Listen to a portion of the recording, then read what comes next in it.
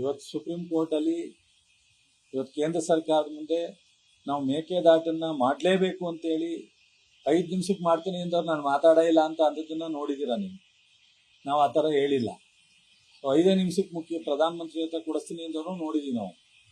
ಇವತ್ತು ಡಿ.ಕೆ. ಶಿವಕುಮಾರ್ ಅವ್ರ ಬಗ್ಗೆ ಇವರು ಅನುಮಾನ ಪಡ್ತಕ್ಕಂಥದ್ದಾಗಲಿ, ಜನರಿಗೆ ತಪ್ಪು ಮಾಹಿತಿ ಕೊಡ್ತಕ್ಕಂಥದ್ದಾಗಲಿ ಅವಶ್ಯಕತೆ ಇಲ್ಲದೆ ಇರ್ತಕ್ಕಂಥದ್ದು. ಜನರಿಗೆ ಗೊತ್ತಿದೆ ಡಿ.ಕೆ. ಶಿವಕುಮಾರ್ ಅವರು ಮುಖ್ಯಮಂತ್ರಿಯಾಗಿ ಏನೆಲ್ಲ ಮಾಡ್ಬೋದು, ಏನು ತೀರ್ಮಾನವನ್ನು ತಗೋಬೋದು ಅಂತ. ನಮ್ಮಲ್ಲಿ ಸಿದ್ದರಾಮಯ್ಯನವರು ಸಹ ಅದೇ ರೀತಿ ಮುಖ್ಯಮಂತ್ರಿಯಾಗಿ ಅವರ ಎಲ್ಲ ಕಾಲದಲ್ಲೂ ಸಹ ರೈತರ ಪರವಾದಂಥ ಯೋಜನೆಗಳನ್ನ, ರೈತರ ಪರವಾದಂಥ ತೀರ್ಮಾನಗಳನ್ನ ತಗೊಂಬಂದರು. ಅವತ್ತು ಇವರು ಸಹ ಡೆಪ್ಟಿ CM ಆಗಿ ಸಂಪೂರ್ಣವಾಗಿ ಒಟ್ಟಿಗೆ ಇಬ್ಬರೂ ಮಾಡ್ಕೊಂಡ್ರು.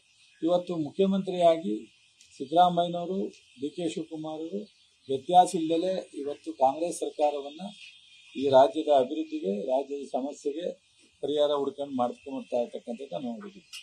ಬಹುಶಃ ಇವತ್ತು ಸಾಯಂಕಾಲ ನಾನು ಈಗಲೂ ವಿನಂತಿ ಮಾಡ್ತೀನಿ, ಪ್ರತಿಭಟನೆ ಮಾಡ್ತಾ ಇರ್ತಕ್ಕಂಥ ರೈತರಿಗೆ ತಮ್ಮ ಮೂಲಕ ಯಾವುದೇ ಪ್ರತಿಭಟನೆ ಮಾಡೋ ಅವಶ್ಯಕತೆ ಇಲ್ಲ. ಏನೇ ನಿಮ್ಗೆ ಅನಿಸಿದ್ರು ಮುಖ್ಯಮಂತ್ರಿಗಳನ್ನ ನಿಮ್ಮ ಕ್ಷೇತ್ರ ಶಾಸಕರಿದ್ದಾರೆ ಸಂಪರ್ಕ ಮಾಡ್ಬೋದು, ನೀರಾವರಿ ಸಚಿವರಿದ್ದಾರೆ ಸಂಪರ್ಕ ಮಾಡ್ಬೋದು, ಮುಖ್ಯಮಂತ್ರಿಗಳಿದ್ದಾರೆ ಸಂಪರ್ಕ ಮಾಡ್ಬೋದು. ಪ್ರತಿಭಟನೆ ಅವಶ್ಯಕತೆ ಇಲ್ಲ. ನಿಮ್ಮೆಲ್ಲ ಒಂದು ಆತಂಕ ಇದೆ, ಅದಕ್ಕೆ ಪರಿಹಾರವನ್ನು ಖಂಡಿತ ಮುಖ್ಯಮಂತ್ರಿಗಳು, ನೀರಾವರಿ ಸಚಿವರು ಕೊಡಲಿಕ್ಕೆ ಸಹಮತವನ್ನು ವ್ಯಕ್ತಪಡಿಸ್ತಾ ಇದ್ದಾರೆ. ಎಲ್ಲರೂ ಸಹ ನಾವು ಜಿಲ್ಲೆಯ ಮತ್ತು ಕಾವೇರಿ ಅಚ್ಚುಕಟ್ಟಿನ ರೈತರ ಸಮಸ್ಯೆಗೆ ನಾವು ಖಂಡಿತ 100ಕ್ಕೆ 100 ಸ್ಪಂದಿಸ್ತಕ್ಕಂಥದ್ದಕ್ಕೆ ನಮ್ಮ ಸರ್ಕಾರ, ಇವತ್ತಿನ ಮುಖ್ಯಮಂತ್ರಿ, ನೀರಾವರಿ ಸಚಿವರು 100ಕ್ಕೆ 100 ಸಹ ಅದರ ಪರವಾಗಿದ್ದಾರೆ. ಇದನ್ನು ತಾವೆಲ್ಲರೂ ರೈತರು ಮನಗಂಡು ಈ ಪ್ರತಿಭಟನೆ ನಾವು ಬೇರೆ ರೂಪಕ್ಕೆ, ಕಾನೂನಿನ ತೊಡಕಿಗೆ ಆಗಬಾರ್ದು. ಇದೆಲ್ಲವೂ ಸಹ ನಾವು ಮಾಡಿ, ನೀವು ಯಾವುದೇ ಚರ್ಚೆ ಮಾಡಿ ಅದು ರೈತರಿಗೆ ತೊಂದರೆ ಆಗದೇ ರೀತಿಯಲ್ಲಿ ಆಗಬೇಕು ಅನ್ನೋದು ನಾನು ಕಾವೇರಿ ಅಚ್ಚುಕಟ್ಟಿನ, ಅದು ಮಂಡ್ಯ ಜಿಲ್ಲೆಯ ಎಲ್ಲ ಹೋರಾಟಗಳಿಗೆ ವಿನಂತಿ ಮಾಡ್ತೀನಿ. ಮತ್ತು ನಾವು ಇವತ್ತು ಸಾಯಂಕಾಲ ಆ ತೀರ್ಮಾನ ಬತ್ತಿದಂಗೆ ಮುಖ್ಯಮಂತ್ರಿಯವ್ರನ್ನ ಭೇಟಿ ಮಾಡಿ ನೀರಾವರಿ ಸಚಿವರು ನಾವು ಒಂದು ತೀರ್ಮಾನವನ್ನು ತಗೋತೀವಿ. ಅದು ಒಂದು ಭಾಗ. ಎರಡನೇದು, ಇವತ್ತು ಮಾನ್ಯ ಮಾಜಿ ಪ್ರಧಾನಿಗಳು ನೆನ್ನೆ ಪ್ರೆಸ್ ಮೀಟ್ ಮಾಡಿ ಹೇಳಿದ್ದಾರೆ.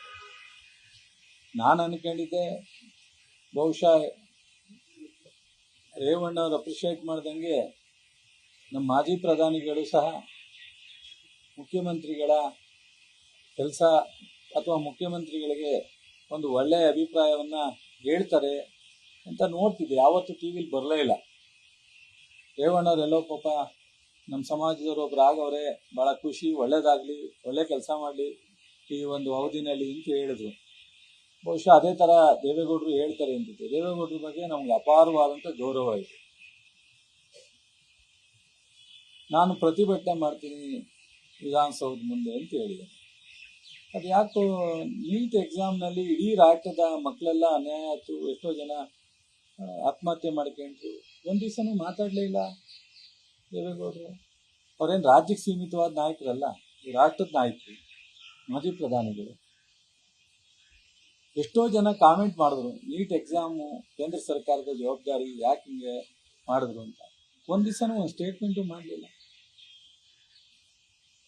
ಇವತ್ತು ದೇವೇಗೌಡರು ಸಾಹೇಬರು ಡಿ.ಕೆ. ಶಿವಕುಮಾರ್ ವಿರುದ್ಧ ಪ್ರತಿಭಟನೆ ಮಾಡಕ್ಕೆ ನಿಂತಿದ್ದಾರೆ. ದೇವನಹಳ್ಳಿ ಹತ್ರ ರೈತರು, ಇಡೀ ರಾಜ್ಯದ ರೈತರೆಲ್ಲ ಹೋರಾಟ ಮಾಡಿದ್ರು. ಅವತ್ತು ಇವ್ರು ಹೋಗಲೇ ಇಲ್ಲ.